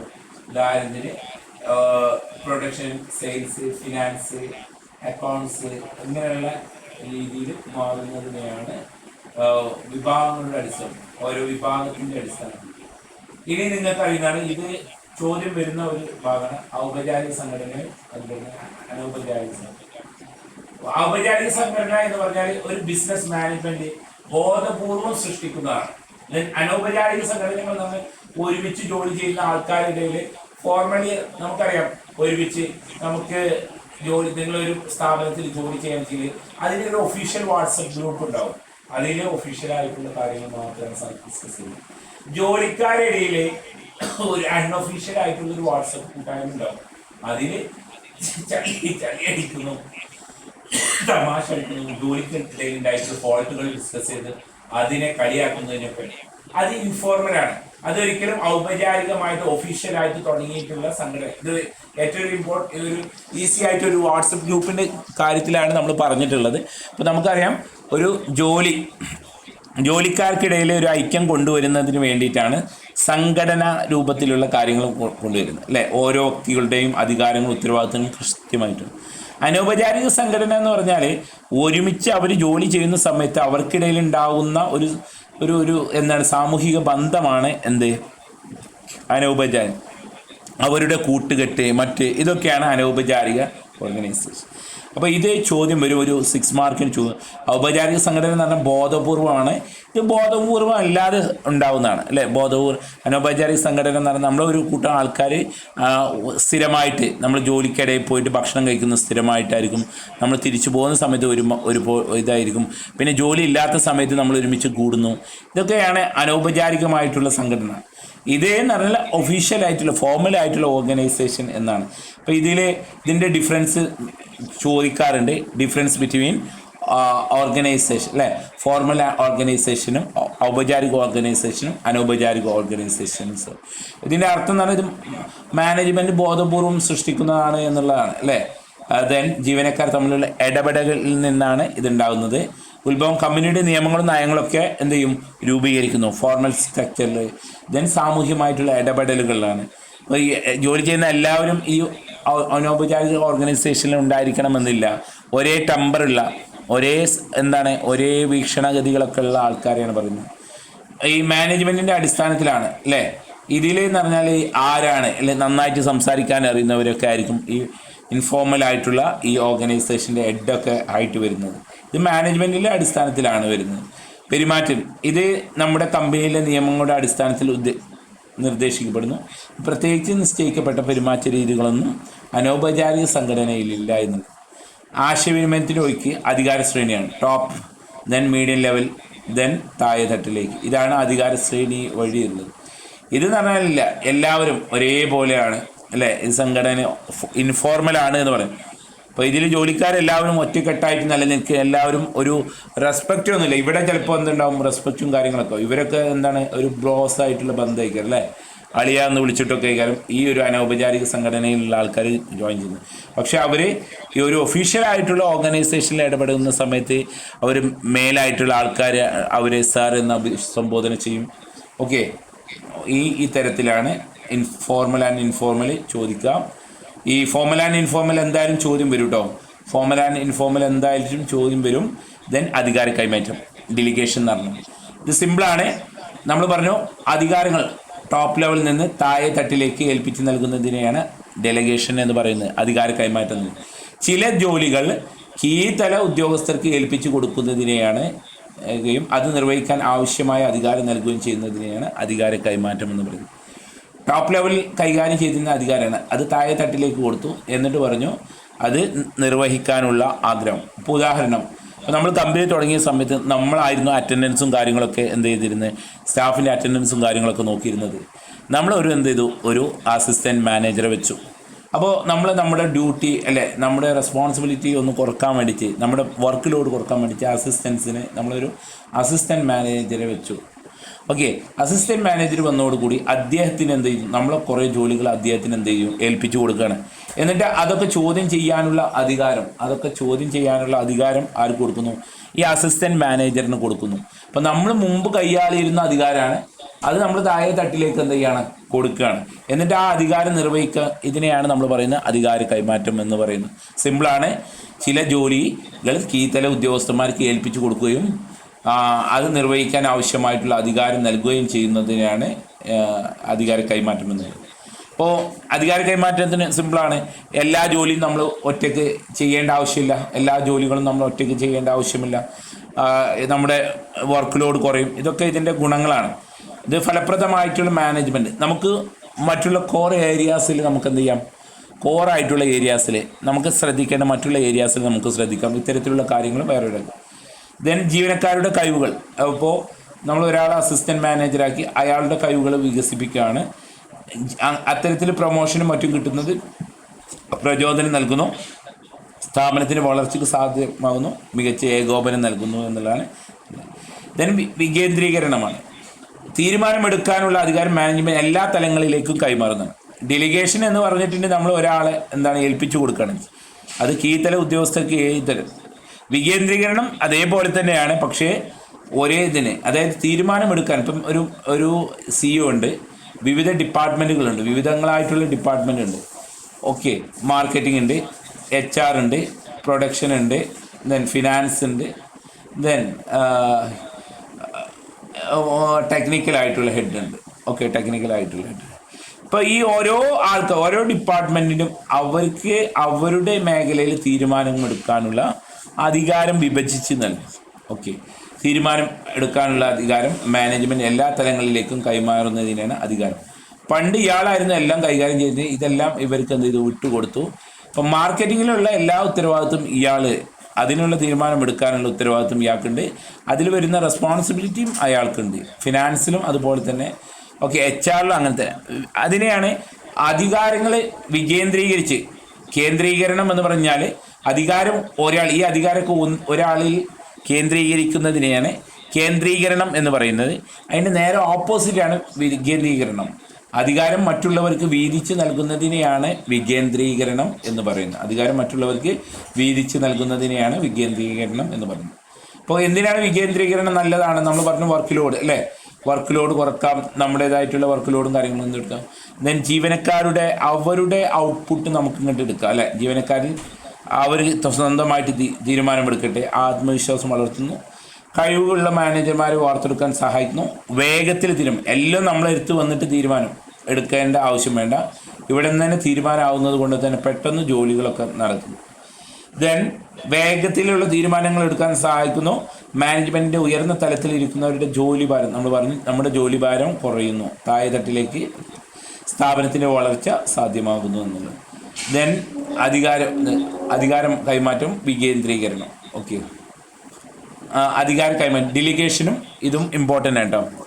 ഇത് സ്വഭാവ നിർബന്ധ പ്രക്രിയയാണ്. അധികാര കൈമാറ്റം എന്നുള്ളത് നമ്മൾ ചെയ്യേണ്ടതായിട്ടുള്ളൂ. മാനേജ്മെൻറ്റാണ്. കേന്ദ്രീകരണം വേണോ വികേന്ദ്രീകരണം വേണോ എന്നുള്ളത് തീരുമാനിക്കേണ്ടത് എന്താണ്? മാനേജ്മെൻറ്റാണ്. ദെൻ പ്രവർത്തന സ്വാതന്ത്ര്യം. മാനേജ്മെൻറ്റ് തീരുമാനമെടുക്കാനുള്ള സ്വാതന്ത്ര്യം കുറവാണ്. മാനേജർ എന്ന് പറഞ്ഞാൽ ബോസിനെ ഡിപ്പെൻഡ് ചെയ്തിട്ട് നിൽക്കുന്ന അസിസ്റ്റൻറ്റ് മാനേജർ. ഓക്കെ, നമ്മുടെ അസിസ്റ്റൻറ്റ് മാനേജർ അവരെപ്പോഴും നമ്മളെ ഡിപ്പെൻഡൻ്റ് ചെയ്തിട്ടാണ് ജീവിക്കുന്നത്. അല്ലെങ്കിൽ ഒരു തീരുമാനമെടുക്കുമ്പോൾ ഒക്കെ നമ്മളോട് ചോദിച്ചിട്ടാണ്. ദെൻ വികേന്ദ്രീകരണം, ഡെലിഗേഷനേക്കാളും ഡീസെൻട്രലൈസേഷനാണ് കൂടുതൽ പ്രവർത്തന സ്വാതന്ത്ര്യമുള്ളത്. ദെൻ ജോലി വിഭജനത്തിൻ്റെ പ്രക്രിയയാണ്. ഇത് അധികാര വിഭജനമാണ് എന്നുള്ളത് ഓർത്തു വെക്കുക. ദെൻ വ്യാപ്തി എന്ന് പറഞ്ഞാൽ ഇത് ഇമ്പോർട്ടൻ്റ് ആണ്. Okay, previous year question paper നമുക്ക് 2 ക്വസ്റ്റ്യൻ പേപ്പർ എന്തായാലും ഡിസ്കസ് ചെയ്യണം. ആ സമയത്ത് നമുക്ക് നോക്കാം. ഓക്കെ, ഇതിൽ 2 ഇമ്പോർട്ടൻ്റ് ആയിട്ട് വന്നിട്ടുള്ളത്. ഒന്ന് ഇത്, അതായത് official and unofficial, informal and ഫോർമലും ഇതൊന്ന് നോക്കുക. ഈ കോളം വന്നിട്ടുള്ളത് ഇതൊക്കെ ഒരു 6 മാർക്കിനുള്ള ചോദ്യങ്ങളായിരിക്കും. അപ്പോൾ ഇത് എന്താണെന്നുള്ളത് നോക്കിയാൽ മതി. നിങ്ങളുടെ ടെക്സ്റ്റ് ബുക്ക് നോക്കാം. അതിനേക്കാൾ ഒരു എളുപ്പത്തിൽ ഇത് കാണിക്കുന്നതെന്നാണ് വിചാരിക്കുന്നത്. വ്യാപ്തി നോക്കുകയാണെങ്കിൽ മേലുദ്യോഗസ്ഥന് കീഴ് ഉദ്യോഗസ്ഥന് മാത്രം ഉൾപ്പെടുന്നതാണ്. ഇപ്പം manager, MD, AM assistant manager, ഇങ്ങനെയാണ് ഉൾപ്പെടുന്നത്. ഇത് എന്ന് പറഞ്ഞാൽ വിവിധ തലങ്ങളുണ്ട് വികേന്ദ്രീകരണത്തിൽ വിവിധ തലങ്ങളുണ്ട്. നമ്മൾ പ്രൊഡക്ഷനിലുണ്ട്, പർച്ചേസിങ്ങിലുണ്ട്, മാർക്കറ്റിങ്ങിലുണ്ട്, HR ടെക്നിക്കലുണ്ട്. അപ്പോൾ വിവിധ തലങ്ങളിലും ഇതെന്ത് ചെയ്തിട്ട് വ്യാപിച്ചിട്ടുള്ളതാണ് വികേന്ദ്രീകരണമുണ്ട്. അപ്പോൾ അതിനാൽ ഇതിനേക്കാളും വ്യാപ്തി, ഡിലിഗേഷനേക്കാളും വ്യാപ്തി എന്താണ്? ഡീസെൻട്രലൈസേഷൻ ആണ് എന്നുള്ളത്. ഇത് മാനേജർമാരുടെ ഇപ്പോൾ CEO, MD, AM ഇവരുടെയൊക്കെ ജോലി, സിയുടെ ഭാരം കുറക്കാൻ വേണ്ടിയിട്ടാണ് മാനേജിങ് ഡയറക്ടേഴ്സ് MDനെ വെച്ച്, MDയുടെ ഭാരം കുറക്കാൻ വേണ്ടിയിട്ടാണ് AMനെ വെച്ച് അസിസ്റ്റൻറ്റ് മാനേജർമാരെ വെച്ചിട്ടുള്ളത്. ഇത് ജീവനക്കാർക്ക് ഇത് എന്ന് പറഞ്ഞാൽ വികേന്ദ്രീകരണം എന്ന് പറഞ്ഞാൽ ഇവർ മാനേജർമാരെ ഇപ്പോൾ AM ഒരു തീരുമാനമെടുക്കാം, MDയോട് ചോദിക്കണം, MDക്ക് ആ തീരുമാനമെടുക്കാം, സിയോട് ചോദിക്കണം. ഇവിടെ എന്ന് പറഞ്ഞാൽ പ്രവർത്തന സ്വാതന്ത്ര്യം നൽകിയാണ് എല്ലാവർക്കും പ്രവർത്തനം. ഇതിനൊരു ഹെഡിനെ നിശ്ചയിച്ചിട്ട് അവർക്ക് ആ കാര്യങ്ങളിൽ അവർ പെർഫെക്റ്റ് ആയിട്ടുള്ള ഹെഡായിരിക്കും അവർക്കുള്ളത്. അപ്പോൾ അതുകൊണ്ട് അവർക്ക് അതിൽ തീരുമാനമെടുക്കാം എന്നുള്ളതാണ് വികേന്ദ്രീകരണം കൊണ്ട് ഉദ്ദേശിക്കുന്നത്. അപ്പോൾ ഇതാണ് ഇതിൽ ഇമ്പോർട്ടൻ്റ് ആയിട്ടുള്ള ഏരിയാസ്. അപ്പോൾ ഇതിൽ ഒന്നും കൂടി നമ്മൾ ശ്രദ്ധിക്കേണ്ട ഏരിയാസ് ഈ പാഠത്തിൽ നമ്മൾ ശ്രദ്ധിക്കേണ്ട ഏരിയാസ് നമ്മൾ പറഞ്ഞ ഒന്ന് ഇമ്പോർട്ടൻസ് സ്റ്റെപ്പ് ഇൻ ഓർഗനൈസേഷനിൽ 4 സ്റ്റെപ്പുകൾ ഓർത്ത് വെക്കുക. വിഭജിച്ച് നൽകുക, വകുപ്പ് രൂപീകരിക്കുക, ചുമതലകൾ കൊടുക്കുക, അധികാരവും റെസ്പോൺസിബിലിറ്റി കൊടുക്കുക. ഇമ്പോർട്ടൻസ് ഓഫ് ഓർഗനൈസേഷൻ, ദെൻ ഔപചാരിക സംഘടന, ദെൻ അനൗപചാരിക സംഘടന, അതിൻ്റെ ഡിഫറൻസ്. അധികാര കൈമാറ്റം എന്നുള്ളത് ഓർത്ത് വെക്കുക. ഡീസെൻട്രലൈസേഷൻ അല്ല. ഇപ്പോൾ CEO തൻ്റെ കുറച്ച് അധികാരം ആർക്ക് കൊടുക്കുകയാണ്? MDക്ക് കൊടുക്കുന്നു. MD അതിൽ നിന്ന് കുറച്ച് ആർക്ക് കൊടുക്കുന്നു?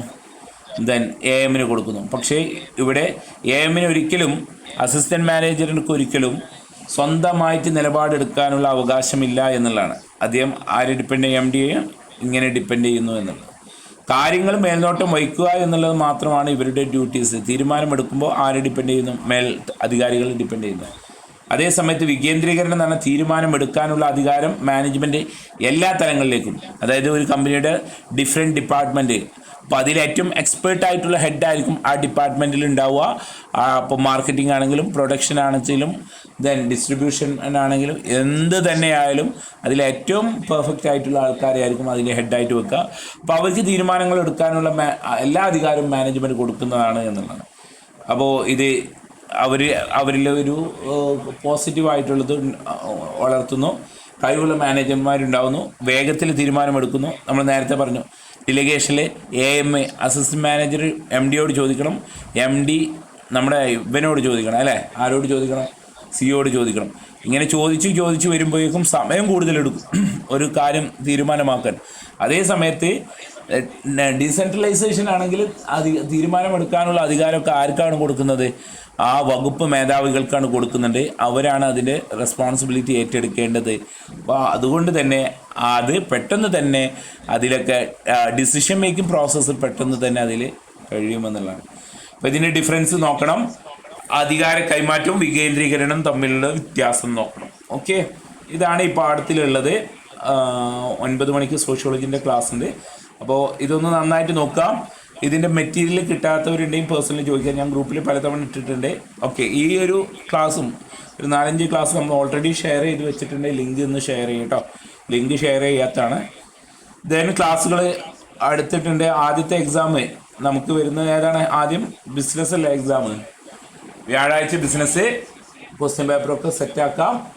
ദെൻ ആത്മവിശ്വാസത്തോടെ പോകും, നമുക്ക് പരീക്ഷ എഴുതാം. ഓക്കെ, ചിലപ്പോൾ നമ്മൾ ക്വസ്റ്റ്യൻ പേപ്പർ ഡിസ്കസ് ചെയ്യും. 1-2 ഇയർത്തെ ക്വസ്റ്റ്യൻ പേപ്പർ നമുക്ക് ഡിസ്കസ് ചെയ്യും കേട്ടോ. 2023 ക്വസ്റ്റ്യൻ പേപ്പർ നിങ്ങളുടെ കയ്യിൽ അയച്ചോളൂ. 2024 കയ്യിലുള്ള ക്വസ്റ്റ്യൻ പേപ്പറൊക്കെ പോയിട്ടുണ്ട്. അപ്പോൾ കയ്യിലുള്ള ക്വസ്റ്റ്യൻ പേപ്പർ PDF ഫോർമാറ്റിൽ ഉണ്ടെങ്കിൽ അയച്ചോളൂ, നമുക്കൊക്കെ ഡിസ്കസ് ചെയ്യാം. ഓക്കെ, അപ്പോൾ ഇന്ന് വേറൊരു ക്ലാസ് ഉച്ചയ്ക്ക് ശേഷമൊക്കെ ക്ലാസ് വെച്ചിട്ടുണ്ട്. ഞാൻ ടൈം അറിയിക്കും കേട്ടോ, ആ സമയത്ത് ജോയിൻ ചെയ്യും. റെക്കോർഡ് ചെയ്യാൻ പറ്റുന്ന വീഡിയോസ് ഞാൻ റെക്കോർഡ് ചെയ്തതിനാണ് അയക്കാം. എന്നാൽ നമുക്ക് ബാക്കി പാടുണ്ട്. അതിൻ്റെ അത് ഓൾറെഡി അപ്ലോഡ് ചെയ്തിട്ടുണ്ട്, ഞാൻ ലിങ്ക് അയക്കാം കേട്ടോ. ശരി, അപ്പോൾ 9 മണിക്ക് മറ്റു ക്ലാസ്സിൽ പിന്നെ സൈൻ ഔട്ട് ചെയ്യാം. Thank you.